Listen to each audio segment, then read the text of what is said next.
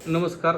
काल परवा विविध माध्यमातून तसेच वृत्तपत्रातून एक बातमी आपल्या बंधूंच्या स्टेटमेंट आलं होतं की गाईस राष्ट्रीय पशुचा दर्जा देण्यात यावा. तर नेमकं कशासाठी आणि ही मागणीचं समर्थन तुम्ही कसं कराल? आमचे मोठे बंधू उस्मान शेख तांबोळी समाजाचे अध्यक्ष यांनी जी मागणी केली त्या मागणीमागं कारण आहे की गायीसाठी मी थोडक्यात गोमाता हे आपल्या आस्थेचा प्रश्न आहे, भारतीयांचा आस्थेचा प्रश्न आहे की आज आपण गायीला एक मातेचा दर्जा देतो आणि मातेचा दर्जा देत असताना त्याची काही ठिकाणी हत्या होते, काही ठिकाणी म्हणजे हितं होते असं म्हणायचं नाही, मला काही ठिकाणी होते. तर ती हत्या कायमस्वरूपीच बंद होऊन जाईल ना.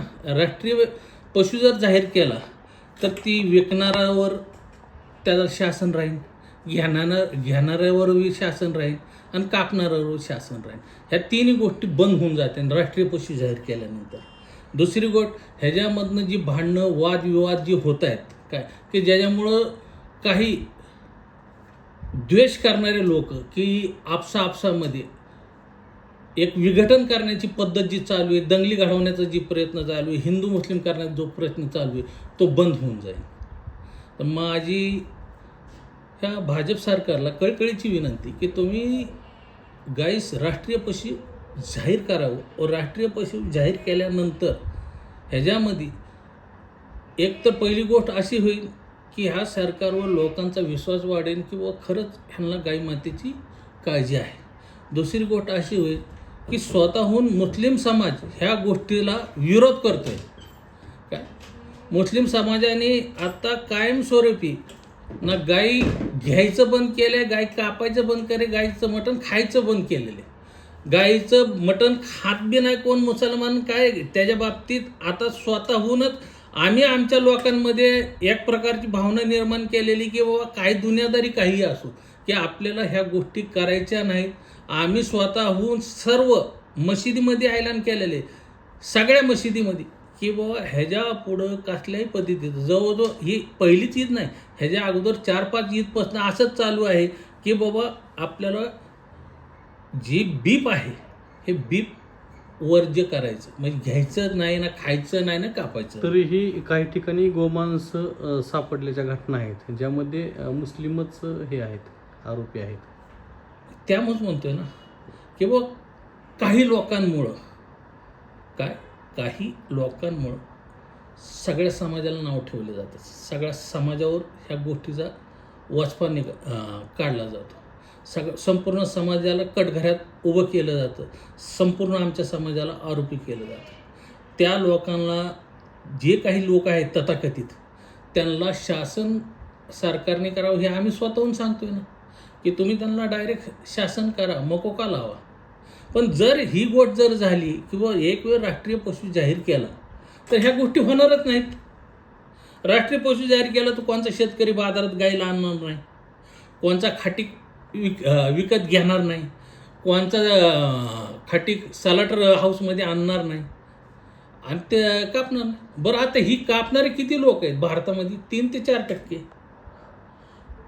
बरं, ही 4% लोक जगामध्ये भारताचा 2 नंबरला बीप एक्सपोर्ट म्हणून नाव आहे. किती? 2 नंबरला. मग ही 2 नंबरला काही आमच्या समाजाचे लोक, मुस्लिम समाजाचे लोक एक्सपोर्ट करतात का? त्यांची एवढी ताकद आहे का? आता माझं तुम्हाला मी यादी दाखवतो.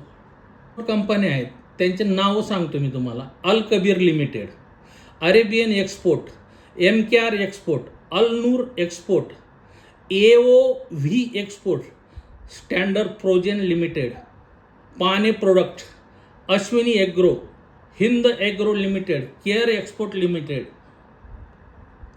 मिरडा, इराणी बीप लिमिटेड. ह्या सर्व जी कंपन्या आहेत तुम्ही स्वतः गुगल करा आणि ह्या कंपन्या कोणाच्या आहेत त्या लोकांचे नाव तुम्ही, पत्रकार म्हणून मी तुम्हाला आवाहन करतो की तुम्ही ती जाहीर करा. ह्याच्यामध्ये फक्त आमच्या समाजाचे नाव लोकांना येतात किंवा समाज हे आमच्या समाजावर आक्षेप येत. ही लोक कोण आहेत? ह्या लोकांना कोणाचं पाठबळ आहे? ह्या लोकांच्या डोक्यावर कोणाचा हात आहे की ज्यामुळे गोहत्या होते आणि जगामध्ये भारत हा देश बीफ एक्सपोर्टमध्ये 2 नंबरला येतो. आज माझंच एक आव्हान आहे तथाकथित गोरक्षकांना की बुवा आम्ही जी ही चळवळ सुरू केलेली आहे मुस्लिम समाजाने संपूर्ण भारतामध्ये काय की बुवा गाईला राष्ट्रीय पशु जाहीर करा. काय तर माझे ह्या गोरक्षकांना सुद्धा आव्हान आहे की तुम्ही ह्या चळवळीमध्ये आमचं सहकार्य करा, आम्ही तुमचं सहकार्य करू.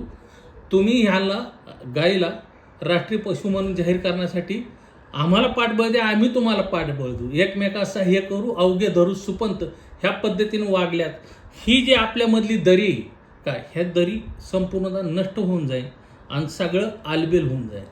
माझी सर्वांना कळकळीची विनंती आहे. उद्या बी रमजान आपलं ईद उल अधा आहे, बकरी ईद आहे. बकरी ईदमध्ये आम्ही स्वतःहून सगळेजणच सगळे समाजाचे लोक बकरीच कापणार आहेत. प्रशासनाला सुद्धा आम्ही स्वतःहून सांगतोय की बाबा कुठं काय दिसलं तर तुम्ही त्याची दयामाया काय दाखवू नका.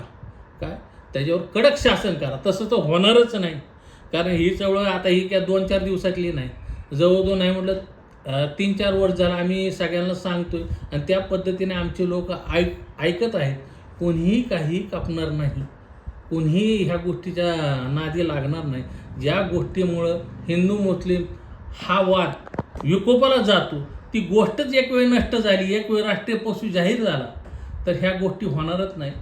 तरी पण एक मनात एक कुणकुण लागलेली आहे किंवा हे सरकार संपूर्णतः भाजप सरकार असून हे राष्ट्रीय पशु का जाहीर करत नाही.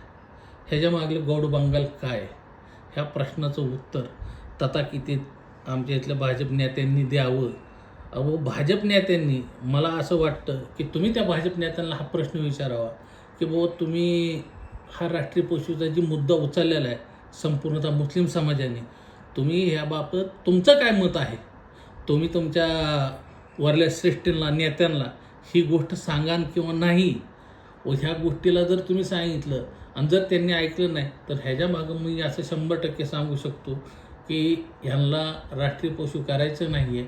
फक्त हे गाईचा मुद्दा फक्त हिंदू मुस्लिम वादविवाद वाढवण्यासाठी करायचा हे एक वेळ आणि हे कायमस्वरूपी ठरून गेल्यासारखे की बाबा गाईला जर राष्ट्रीय पशु केलं नाही तर ह्यांनी हा मुद्दा ह्याच्यासाठी ठेवलेला आहे की बाबा ह्याच्यामुळंच आपलं मतदान वाढेल, हिंदू मुस्लिम होईल, वैर वाढेल आणि ह्यातनंच आपल्याला डिवाईड अँड रूल ह्या पद्धतीने आपलं राजकारण चालू ठेवायचं.